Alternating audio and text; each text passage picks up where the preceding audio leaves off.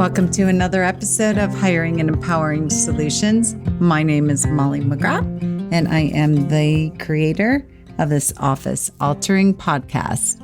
If you're a first-time listener, welcome. If you're a returning listener, welcome back. As always, you can check us out at hiringandempowering.com. Today, we have a very, very, very special guest. I am so excited for this podcast. Today's topic, we are going to be having a conversation with my 19-year-old son, Aidan Hall, and we're going to be talking about what it's like to grow up with an entrepreneur. And I have no idea what's going to come out of his mouth, what we're going to talk about today. I actually invited my 16-year-old daughter, Ella, as well. And at the last minute, she chickened out and she said, "No way, Jose, not going live." So we have Aidan here. And Aidan, thank you for my Christmas present of being my guest today. Of course. All right. So what sparked this conversation? I think I told you. Remember meeting Tim and Robin at Seckler Law Firm when we went to the hockey game with their children in Pittsburgh? Yeah. Yeah, so I was at a retreat about a month or so ago now. And Tim and Robin, we had this conversation. We were just chit-chatting and about just not being able to turn it off and feeling bad. They both own businesses and always on work on the brain, et cetera, in the home. And the things that come as a parent of feeling guilty about always working and things of that nature. And I said, oh my goodness, no, I'm going to interview my son on the podcast and we're going to hear from him, his perspective 19 years later of some words of wisdom he'd like to leave with us all about what it's like to be a child of an entrepreneur. So sitting here at 19 years of age, being in college, what would you say to our listeners that have younger children and, growing up in a home with an entrepreneur? I think that if you have like younger children or an entrepreneur and are working a lot, trying to get your feet off the ground and kind of start building your business when your kids are at a younger age, I think it's important that you kind of like outline yourself an expectation and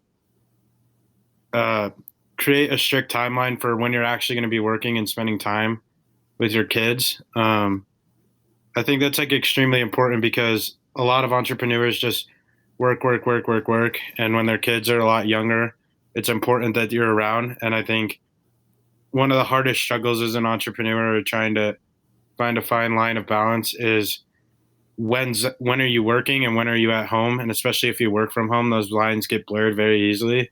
So I think the biggest thing is kind of create yourself a hard schedule and a hard cutoff time for your day that when you're just going to be done and you're going to go home and spend time with your kids. And one thing I know, and I'd love for you to kind of, for the kids that might be listening or giving the adults some language or buzz phrases to have in regards to giving their kids permission to have them have a buzzword or a phrase in regards to when it's time to stop. I know you and Ella have done such a great job. And early on, I don't know if you remember this, but we did sit down, and I know sometimes I get stuck in the vortex of email and working and what have you. And you all have been so great with kind of pulling me out of that vortex. What buzz phrases or words would you give to the entrepreneur to arm their children with, not making them feel guilty, but empowering them to have some language to stop that'll flip the switch where they know they have to shut it down? I don't know. You might have a different viewpoint, but I think when we were kids, that like necessarily like I didn't have like a specific buzzword, but if I was going to come up with one, it would probably be "it's time." Just saying it's time to either like have your kids say it to you or whoever, just telling you that it's time.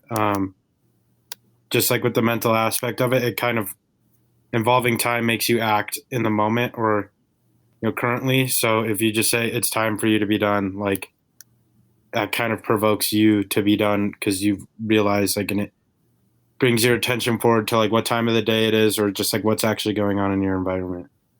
Mm.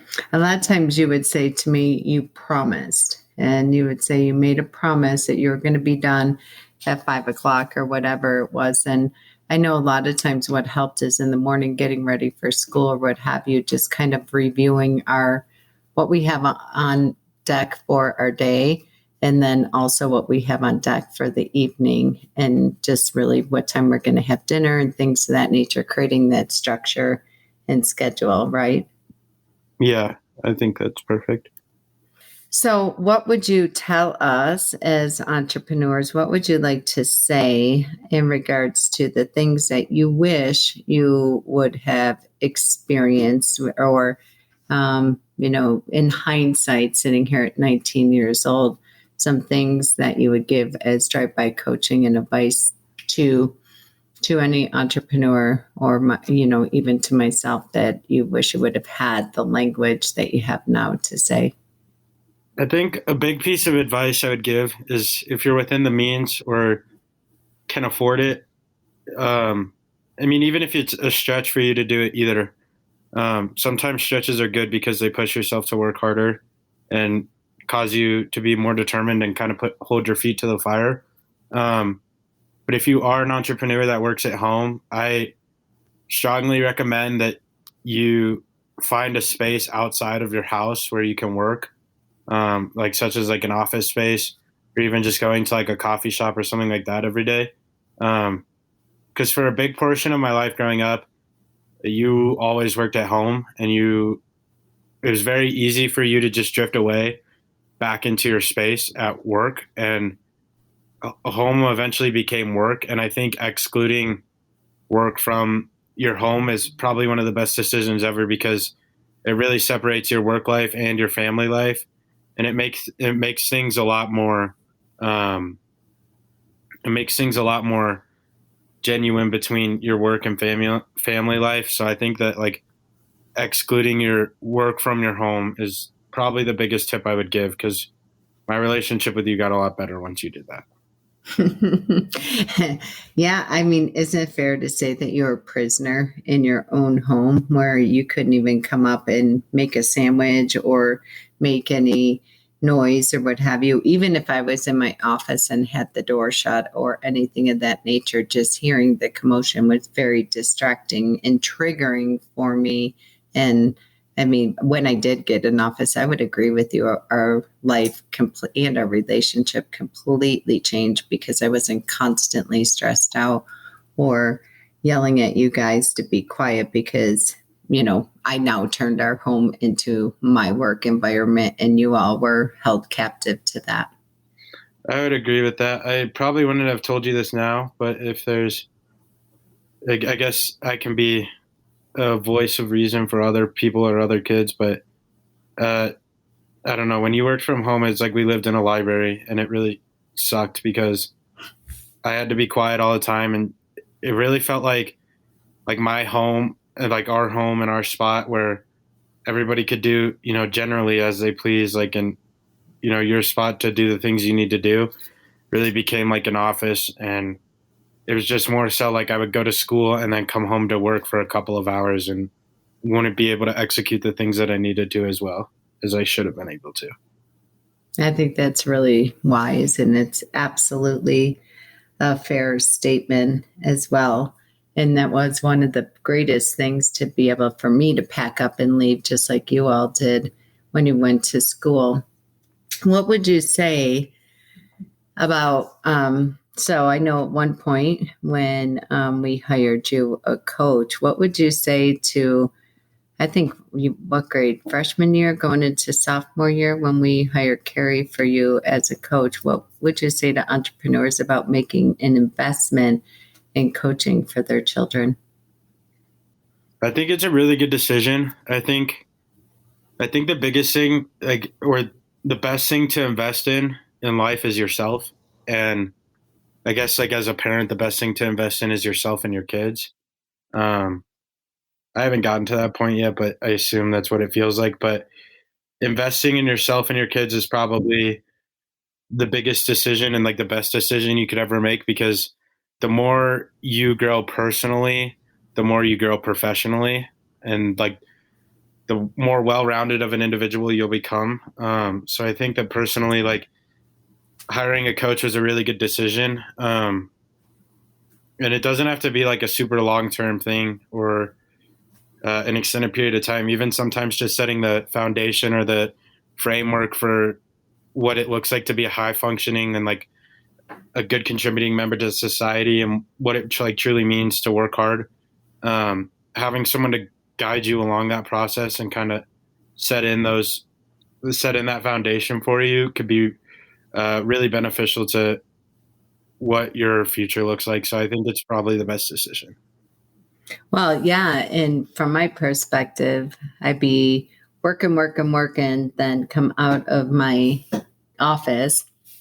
And then, next step in order typically is getting ready for dinner, homework, sports, all that. And I felt like I was bringing all of my stress to the situation. And you and I were clashing heads, especially I would start with going into the parent portal, seeing your grades, and if there were areas where you were struggling, kind of losing it, so to speak, and being just wanting so hard, having limited time and just cramming everything down your throat, so to speak, and coming with a tremendous amount of force to it. And I think once we hired Carrie and really delegating that part of it, really improved our relationship as well, because I wasn't the best person to be holding you accountable. Don't you think that it made it much easier when it was coming from a non-parent? Yeah, I agree. I think that like, especially coming to school, I think it's important to be invested in like how your child is performing academically, but only to a certain extent. Because there's a threshold or a point that was crossed where I was getting harped on for how I was performing academically a lot, to the point where like I was in my rebellious stage, and I just thought it was funny to do worse or kind of contradict that. And I think like hiring a coach definitely like made me realize that was for myself more so, because I think too, like a lot of the time I wasn't taking it for myself. I was taking it more so for you than I was for myself. So I think the best decision was to externalize that, because it made me realize that what I was doing was actually for myself and not for anybody else. Oh, oh, I totally agree with that as well. That's awesome that you say that. What are you in sitting where you are sitting today? What could you articulate and say that is supported you with schooling, number one, and just how you're showing up in the world in regards to being around entrepreneurial spirit and um, listening to me run my business, etc. Do you see any benefits or anything that's popping up that has supported you being in college? I think I think the biggest thing is that like we didn't really live a traditional lifestyle, in the sense that you would leave every morning at work to go to work at 9 and come home at 5. And I think that there was a lot more creative aspects and like um, just a lot more trust within yourself, because being an entrepreneur, you're like 100% solely investing in yourself. And, there's not a paycheck coming in every month, or you're not on salary from like someone else, and you don't have like your task outlined for you.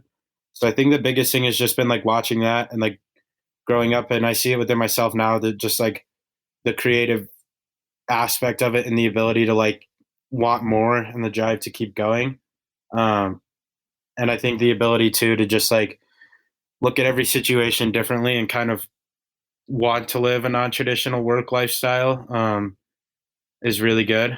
Um, Also, another thing that I think is super beneficial to that too is just like I think growing up, like if you have kids that and you're an entrepreneur, or like your parents growing up were entrepreneurs, it like kind of from the get go like shows you that like it's okay to invest in yourself, and like everything will work out, like as long as you just keep doing that over and over again. And I think it really built like a confidence within myself, like knowing that like it's truly okay to just like invest yourself and in some ways be a little bit selfish, and it'll work out. So I think that's probably one of the biggest takeaways that I have. Yeah, from my perspective, I think just even hearing you communicate here on this podcast, I hear you communicating with your friends or even other adults when we're out in social settings.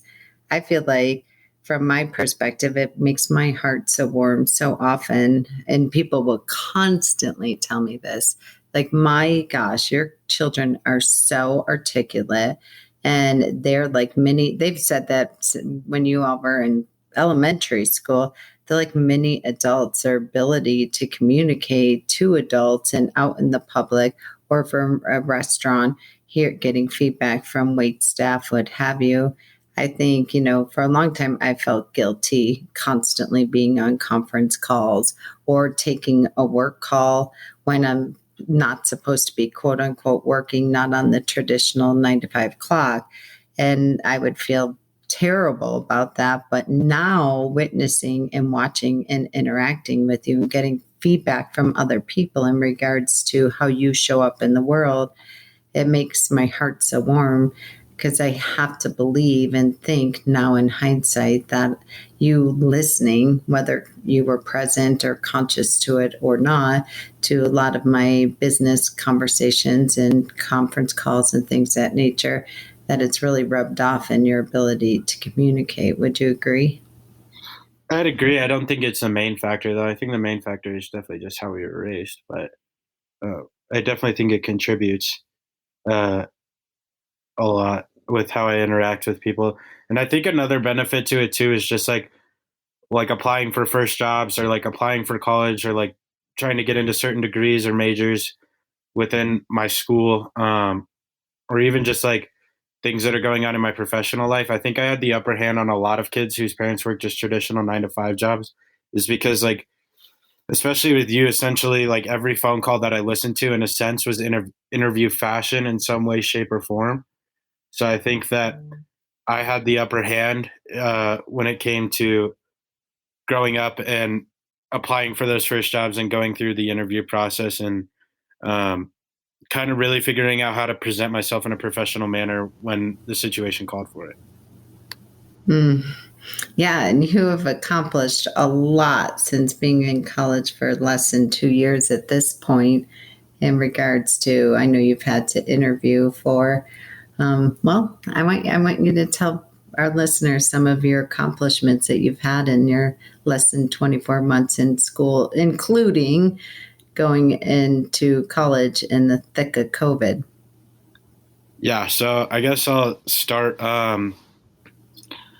I left, or when I was leaving high school and graduating high school, I graduated with honors um, for the National Honor Society of Technical Schools. So that was for business. I competed in DECA, and I left my high school being an officer for business competition. So that definitely was a big upper hand. Going into college, I kind of went, I guess, the now non so traditional route of pursuing Greek life, which a lot of people kind of frowned upon now, or looked down on. But even during COVID, there was like 500 people that rushed and tried to join my current organization that I'm in, and there was 30 of us that were taken, and I was the first one selected, which was a really big deal for me. I was the first one to be given a bid to join that organization, so that made me super excited for that. And then kind of throughout that process, I've served a lot on the executive board of that organization, like through planning events, just with other organizations, or helping in the background with philanthropy, or like member development, or even things just such as like designing T-shirts and kind of handling the business side of how to get those placed and delivered and do that in a timely fashion. And then kind of that was all throughout my freshman year. And then moving into where I am in my sophomore year. Um, for those of you familiar with Greek life, um, you'll definitely understand what the term IFC means. and know what IFC means, but for those who don't, IFC stands for interfraternal interfraternal council, and every school that has fraternities and sororities has one. So I applied to be on the IFC executive board, and there's probably over 600 applications for that board. And I was selected to be the vice president of recruitment for Colorado State's IFC board. And so now I'm serving and representing and approving and kind of denying and doing a lot of overhead and behind the scenes work for over 1,500 members within the CSU community. So yeah, that's kind of where I'm at now. And what about your next summer and the summer after? Yeah, I'll be doing internships for the career that I am pursuing over the summer, which will be super good. I'm kind of moving around and about, so I'm super excited for that. And as you're talking, so again, I'm going to bring it back to investing in a coach for your children. When you talk about what your world looked like walking out of high school, your senior year into college, and graduating with such amazing honors, that's not what it looked like prior to hiring Carrie, did it? No. So my sophomore year of high school, at the end of my year, my cumulative GPA was a 2.4 GPA.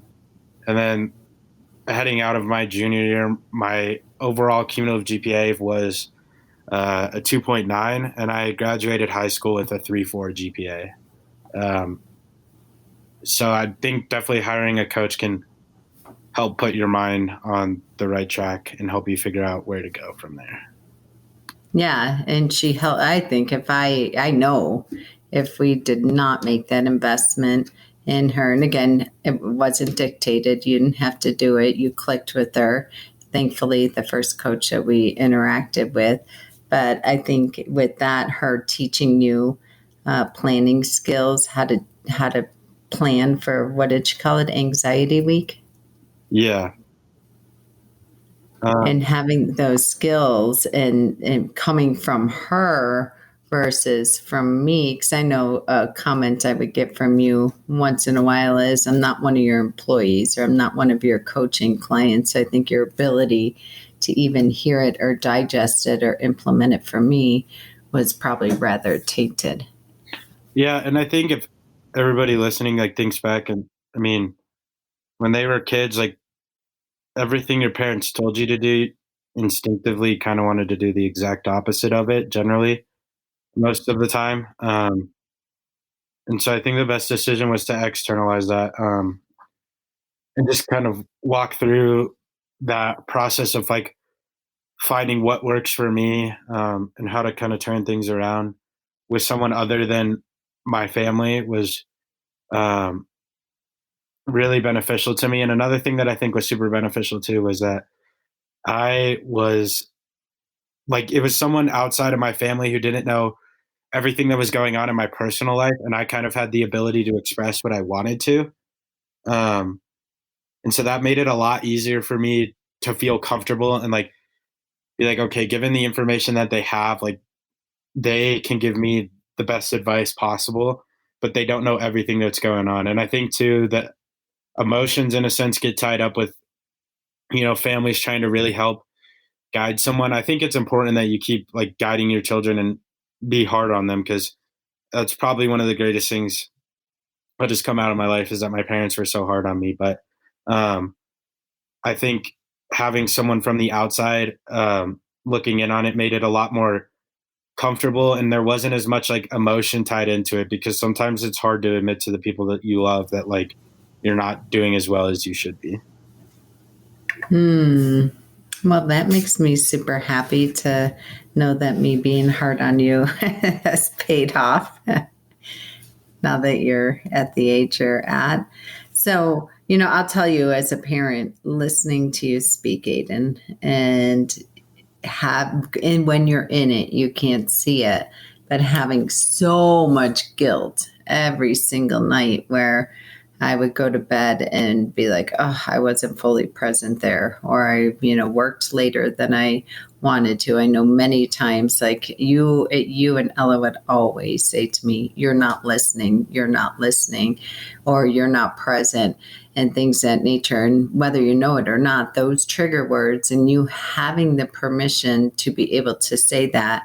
And yes, sometimes I would get defensive or what have you, but by and large, you continually having that language and being able to say that you're not listening, you're not being present. Did you hear what I said? Things of that nature, which is fascinating for a child to say that to a parent, but an entrepreneurial parent and a parent who's working all the time, really, it held me accountable. But nonetheless, so often sitting here feeling, and which sparked this of Tim and Robin's conversation about, our kids always see us working. And, yes, they take vacations. Yes, we really create a wonderful work-life integration for our family. But at the end of the day, you feel really guilty as a parent. And hearing you speak today and sharing this, it warms my heart so much that you were paying attention to the conversations occurring in the kitchen, in the conference rooms, and things of that nature. I know a lot of times you would come to my office on your break in your senior year and just come and do homework and listen to that. And I love that you love that environment that, to your point, it created creativity and inspired you, whether you knew it or not at that time. So for the parents that are feeling guilty, number one, give your kids the language to be able to hold you accountable. And I think sitting down and having a conversation with them about what it means to being raised in an entrepreneurial home. We own our own law firm. This is what it looks like, things of that nature, bringing your kids to work and having them more than just bring your kid to work day, and having them experience, even if it's when they get to an older age, whether you have somebody who's driving them to and from school and helping you out there, or when they do drive, encouraging them to come to your office and just be within the walls, because it just gets baked into their bones. And hearing you speak right now, it just makes me feel really grateful that I was hard on you, number one. Number two, that I included you guys in a lot of this stuff in regards to whether intentional or not around owning a business. And, it really just, again, warms my heart that I feel like it has paid off tremendously, hearing everything that you've accomplished, especially during a pandemic in the past 2 years, and witnessing you and watching you. Thank you. I think you made a good point there too. That like in high school, when when you were working from home, it was it was very difficult for me to like come home during my breaks, because I would have to be quiet, and I just like have to try and make lunch like super quietly and just like sit there in silence kind of, and it almost felt like I was back in a classroom again, versus when you move to the office and like externalize it, it almost made it fun, and it was like a place to go hang out, but it was also like somewhere where I could learn, but like subconsciously learn. And that was super beneficial. And I also think too that like while it was in the house, like I almost avoided home, in a sense, like during the typical like work week and during like the main hours of the day when I had breaks, I would just avoid going home so I didn't have to be quiet. And like it it goes back to that thing that like if you can move your operations external or outside of your home, I think that's a really smart decision, because it goes back to my home being like a spot where I can just kind of come chillax and decompress, and it didn't feel like that for a long time. That's fair. Ella says that now she's junior in high school and she's driving, and same thing for whenever I'm working from home, she says the exact same thing. And she wants to bring her friends home or what have you, and they'd like to bop around and go to each other's houses, but they can't when I'm working from home. So thank you.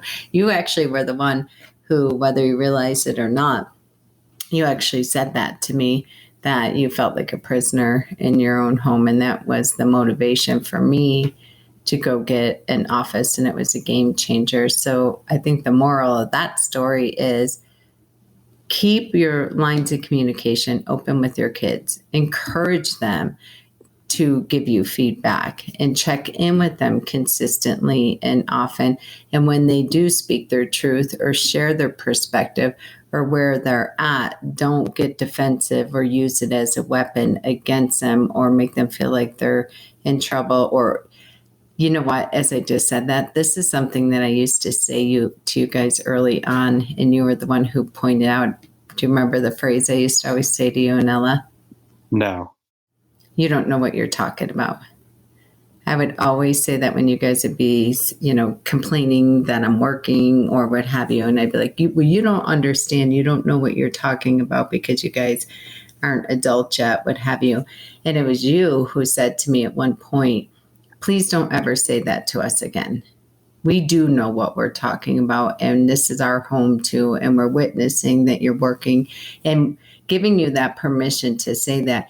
I never said that phrase ever again, or tried to get defensive or, justify me being working. And so I cannot say enough to the parent listeners to keep that dialogue open and encourage your children to give you that feedback. Treat them like your board of directors, your board of advisors. I think too, like one thing that for any kids listening or whatever, even parents, I think it's good for the kids to push your buttons while you're working a little bit too. Like especially when, if you are still working from home, I found that it became more and more effective if like I was being loud or just living my normal life in the house. And I did it later on.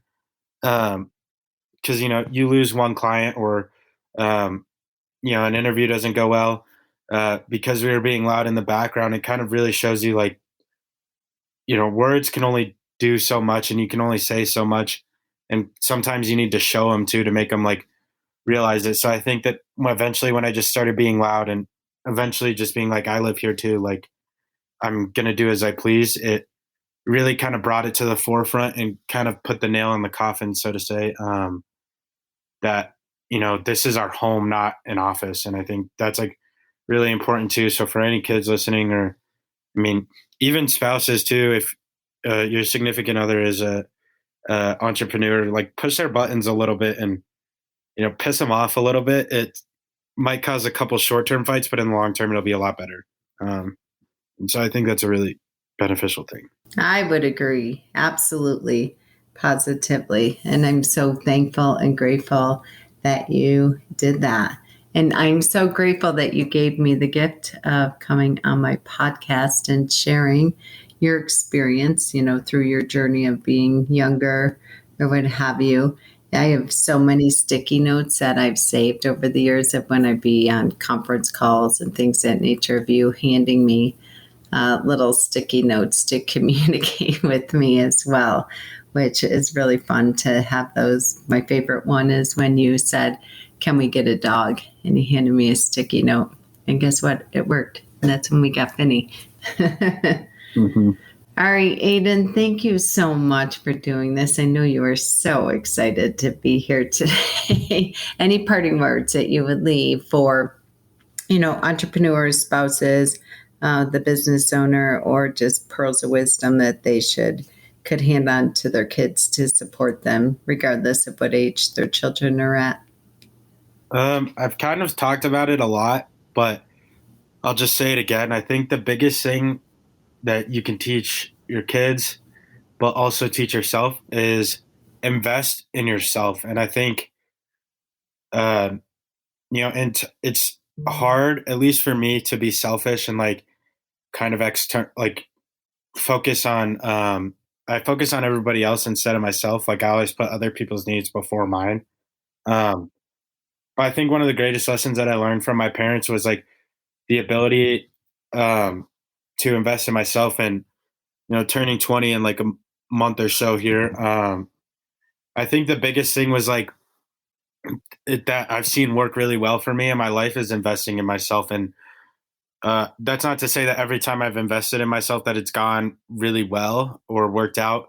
But if it hasn't gone well or hasn't worked out, it's been a really good learning experience that helps me execute like the next situation in a lot more professional fashion and just in a lot more uh, timely manner, and just it all becomes beneficial. So I think really teaching your kids to invest in yourself is really important, because there's two things that are always going to be with you, and it's yourself and your family. And I think that, making sure that those relationships are the strongest is um, really important, because, a business, no matter how promising it may seem or how successful it may seem, in the blink of an eye, could all be gone. And if you invested all of yourself into that, and you're just left with like kind of a bare bones or a shell of a person that doesn't have anything else left to give, you're kind of in a lot worse of a scenario than someone who invested in themselves and the business came after.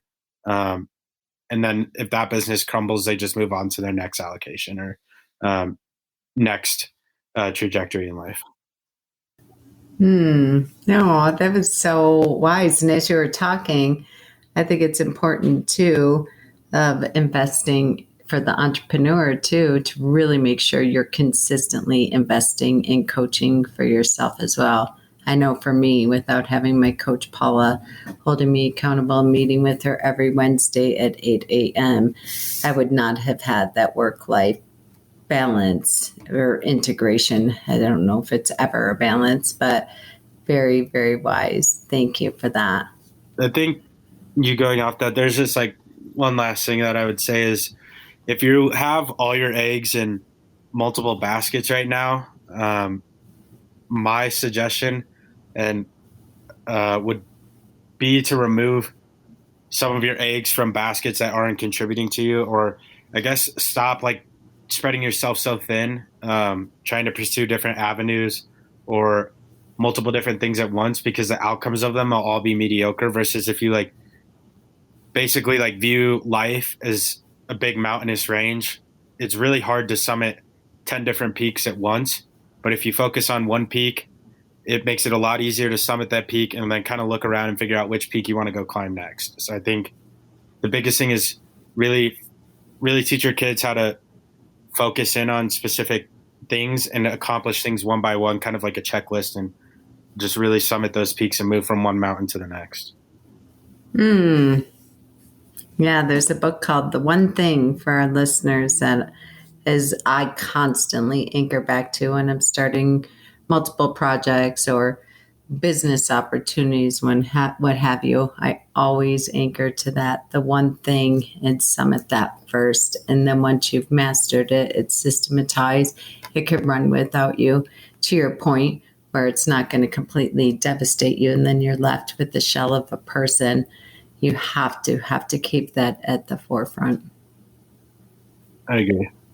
All right, Aidan, I love you so much, and I'm so grateful for you, and I'm so proud of you. And thank you for consistently being my mirror and keeping me in check and holding me accountable when I tend to lean way too heavy on my skis when it comes time for the front of my skis for working and not keeping that balance and that integration. I'm so grateful for you. Thank you. Of course. All right, listeners, that's a wrap. I'm so excited to have had my child here today. What an amazing honor and a great way to end the year with an interview with my amazing 19-year-old, almost 20-year-old, and what it's like to grow up with an entrepreneur. If you like what you hear on our podcast, please feel free to visit our website at hiringandempoweringsolutions.com. So we love that you are listening to this podcast. Please drop us a line with any feedback, suggested topics you'd like to hear. And absolutely, we'd love to hear about your victories and your win in regards to creating entrepreneurs in an entrepreneur's world.